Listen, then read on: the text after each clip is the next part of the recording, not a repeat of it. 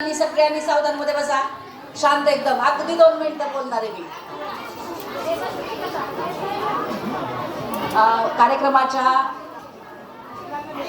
प्रमुख उद्घाटक श्रीमती भंडारी मॅडम आणि मी अगदी बालमैत्रिणी आहेत, 1ली ते 10वी. आम्ही दोघी एकाच वर्गात मध्ये होतो आणि मॅडमची आई पण मला शिकवायला होत्या. मुलं सगळे शांत बसा एकदम. शांत बसायचंय मुलांनी, सांगितलेली सूचना पाळा. शिक्षकांनी पण लक्ष द्या, आजूबाजूच्या मुलांना बोलू देऊ नका. शिक्षकांनी पण लक्ष द्या, आजूबाजूची मुलं बोलू देऊ नका कोणी.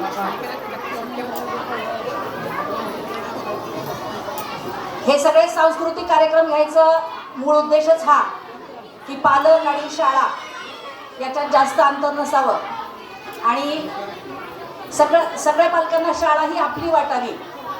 आपली मुलं इथं अतिशय सुरक्षित आणि चांगल्या प्रकारचं अध्ययन करतील अशा प्रकारची शाळा आमची शाळा व्यवस्था करते. आमच्याकडचे सगळे शिक्षक हे पण सगळ्या विद्यार्थ्यांना अतिशय प्रामाणिकपणे लक्ष देतात. मॅडमनी सांगितल्याप्रमाणे आपलं मन हा पण एक प्रकारचा आपला आरसाच आहे. जे आपल्या मनात असतं त्याप्रमाणे आपण वागतो. आपलं मन खोटं राहिलं की आपण खोटं वागतो. त्याचबरोबर मॅडमनी हे सांगितले की 10वीची परीक्षा ही कॉपी मुक्त आणि मुलांनी भयमुक्त परीक्षा द्यावी. मुलं आहेत 10वीला यावर्षी आणि चांगले आहेत, म्हणजे आमच्याकडचे मुलं पण चांगले आहेत. तसे चांगला अभ्यास झालेला, परवाचे प्रॅक्टिकल वगैरे सगळे झालेले आहेत. मॅडम मंडळातच आहेत त्याच्यामुळं त्यांना सगळी माहिती आहे त्याची आणि आपल्याला त्यांचं वारंवार मदत पण होती. बाकीचं काही जास्त न बोलता मॅडमनी माझ्या अगदी फोनच्या आग्रह निमंत्रण स्वीकारलं, त्याबद्दल मी त्यांचे खूप आभार मानते.